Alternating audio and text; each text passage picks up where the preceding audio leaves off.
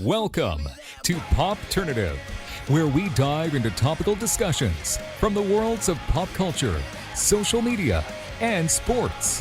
Here is your host, Peter Remoliotis, aka PD Beats. PD Beats here from Popternative, speaking to James Maslow about the film We Need to Talk, which is available now. Welcome to the show, man. Thank you so much for being here. My pleasure, man. Thanks for having me. And I gotta say, I love your energy. Great energy, very positive. You're ready to go. We're ready to go. No, absolutely. It's really cool. There's a lot of play with this film, and I love it. There's obviously the video game kind of social media component. There's the slice of life component and everything. There's the rom-com, of course. What stood out to you when you were presented this film? Like, what aspect? All of what I brought up, or is there anything that stood out to you? Well, just the writing in general. Yeah. You know, I've read a lot of scripts in my day, and oftentimes they lose you. So when you get into a script that is immediately interesting, immediately relatable, immediately funny, and then it stays that way, I mean, that's such a rarity. Yeah. So my agent read this, sent it to me, said, "You have to do this movie." She says that a lot, quite frankly, but she was right about this one. And thank God, knock on wood, it worked out and I was able to do it. Absolutely. You know, it's funny because the film is called We Need to Talk. Your character is doing a lot of talking. He's maybe not doing the talking to the person he's supposed to be talking to, as we're going to see. He loves to hear himself talk. Yes, he does. But the conversations, like with other gamers and his friends and his family, it's very like conversation-driven film. Like, did you notice that as well in the script as well? Of course. I mean, any good current writing is going to be conversational. Yeah. We don't want to see a theatrical performance when we're watching movies these days. We want to see somebody be like, oh, that makes sense. I'm into it because it seems like a real conversation. Yep. And also, you know, this came from gamers. Like Todd Wolfe, who wrote and directed this and even ended up editing it. He started by editing YouTube videos and working with influencers. And so he knows the world. He's a gamer.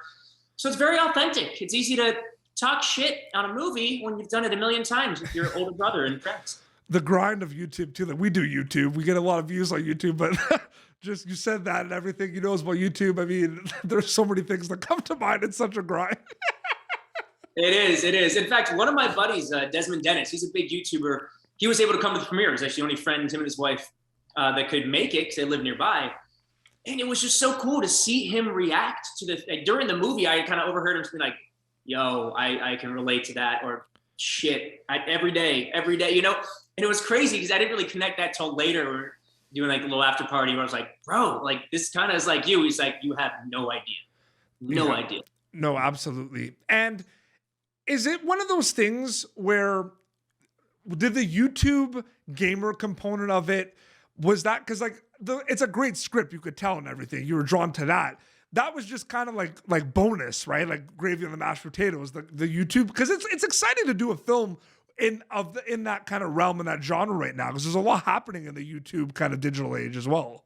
Well, I actually challenge that a little bit because I have seen a lot of terrible scripts trying their best to dig into social media and scripts about influencers and scripts starring influencers, and none of it's wrong, but it's hard to get right. It's hard to do it without that cheese and that kind of cringeworthiness. You're like, I almost bought it, but so this one to me, that what the bonus was. Oh, this is a script about relationships. This is a script about somebody neglecting his awesome girlfriend of 10 years. This is a script about a narcissist. Yep. This happens to be in the gaming world. Yeah, and I think that's why it works. It's not like, oh, let's look at how cool gaming is with gamers, and then we'll get into some dialogue once in a while. No, it's a very well written script situationally, and then gaming is just like, part of it. Yeah, it's like, absolutely. No, there's so much at play there. There's a lot of films I've watched. I saw like a horror movie recently where the guy is like trying to be a YouTuber and he's like messaging and he's like, I got like 25 subs, man. Like, I'm doing a really good job. And it's just like, yeah, it's so like a lot of them are touching on that. Absolutely. I have turned down a horror script, probably not the same. Yeah. It was about influencers getting killed. And as fun as that concept sounds, joking, it was cringeworthy. Yeah. No, it's I mean, but like, you know what? Like those movies, like Two-Head Shark Attack movies, I watch them all, man. Like there's a space for them too. I'm just saying. The cringe. Well, yeah, but you got to understand that you're doing a Sharknado. Yeah. And then it's great, you know? If you think you're doing something that Scorsese would watch and go, great choices, but it looks like a Sharknado, that's where we get the kind of imbalance, if you will, put it politely. For you specifically, the storytelling aspect of like the music and the acting, did you always want to do both, or did it kind of just happen for you? I've always wanted to do both, yeah. I grew up in performing arts schools and for the most part majored and studied musical theater. Mm-hmm. So with that comes all of that plus dance. You got to be able to move. And didn't love it when it first started, but so grateful that I was put through it because dance has become a huge part of my life too. Yep. But it also wasn't exactly the medium in which I wanted to play and to work. So I found that I preferred scripted on-camera work a little bit more than theater. Yep. Although it doesn't mean I don't want to go back and do theater one day. I absolutely do. But for an everyday thing, I was like, okay, I like how this works and operates. And then with music, there's some beautiful, beautiful songs. I mean, I played Marius and Les Mis and got to sing that. I've been Danny Zuko in Greece, and like, man, some of those songs are great. But the way that I sing is always been a little bit more poppy. Yeah. So especially when I was in choirs and opera, I just like every single day I was like, James, sing it straight. James, stop riffing. No more runs, James.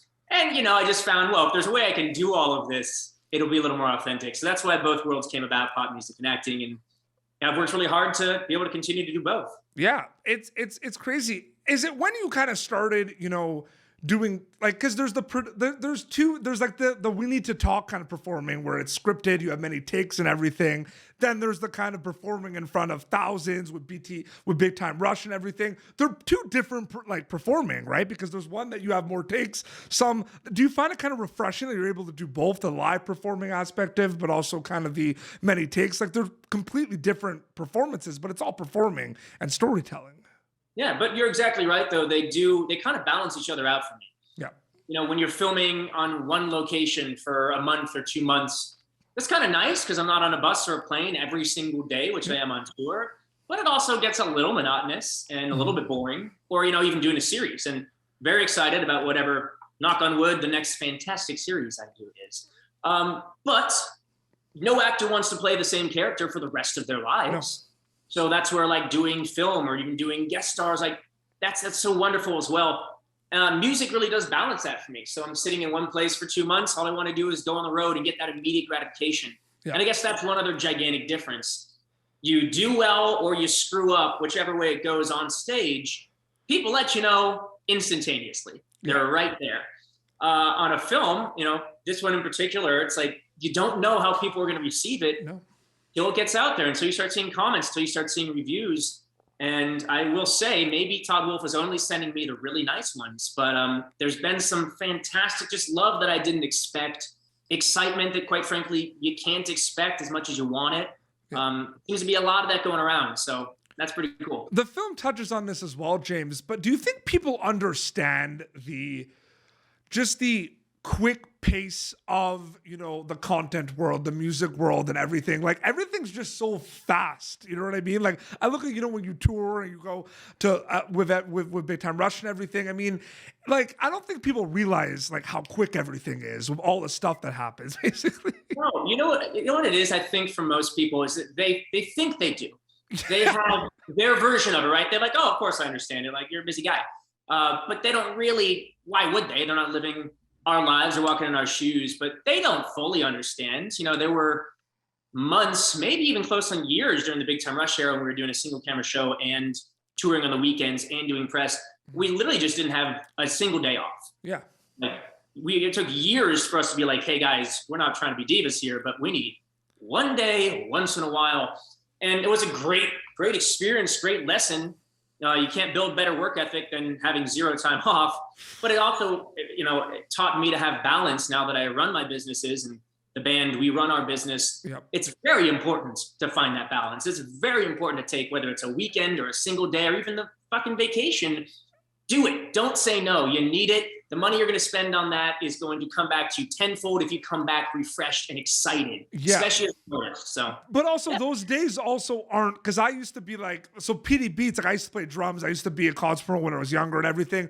Those days aren't just like, oh, I have like, no days off, and some days maybe aren't as crazy. It's a consistent, like, those days for you guys are jam-packed from the beginning to the end. Like, there's no... Well, especially, first of all, you do two different things, trying to maintain an acting career and maintain a music career. And with both of those come social media, come press, this is a good example. This week is my only week off until the end of the summer, but this is my 5th interview. Sorry, I did People this morning, 6th or 7th interview of the day. Not complaining, it's awesome. But this is what a day off looks like. After this, I'm going boxing, I'm hanging out with my dog, and I might go out to dinner. And like that's a day off compared to being on the road where I'd be in sound check right now and working until about 11 p.m.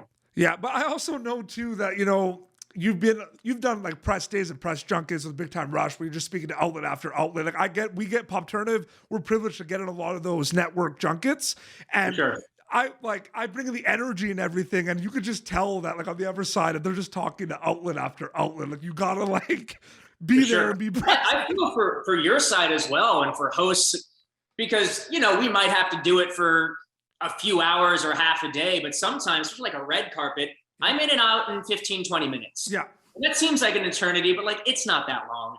You are there at 3 p.m. for a 7 p.m. carpet. You don't leave until 11 p.m. So you got the people coming in for the guest green room afterwards. So a lot of respect for both sides of it. It takes a lot of effort, a lot of energy on both sides to create this stuff. Last question before we wrap up. When they get the chance to see the film, we need to talk. What are you hoping to get out of it takeaway wise, James?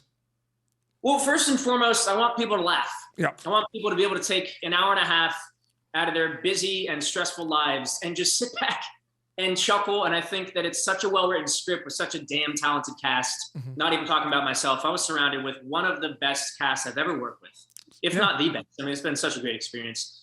Have a great time. And if you take anything else out of that, beyond that, like treat your people better and maybe put social media away for a little bit every day, cool. And if you don't, and you just laugh at all the F-bombs and dick jokes, then that's fantastic too. No, absolutely. No, I thank you so much for your time. And I do work in sports sometimes. I will say people use Windows Down as a goal song sometimes, and it works perfectly. So I just want to say that quickly. I love it, man. Yeah, James, thank you so much for your time, man. It was great chatting with you. Seriously. Likewise, do you appreciate it. Thank you. So the film's out now, and people can keep update with you on social media, right? If they want to check you out and follow you, right? Yeah, just at James Maslow. Pretty easy. If you want to get tickets to the summer tour, just go to BigTimeRushOfficial.com. Amazing. This has been Popternative, YouTube.com/Popternative for previous episodes. Until next time, so James Maslow and PD Beats signing off. Thank you for tuning in to Popternative. Make sure to check out our past episodes of Popternative on YouTube. Be sure to like Popternative on Facebook and follow us on Twitter. This has been an Autograph Communications production.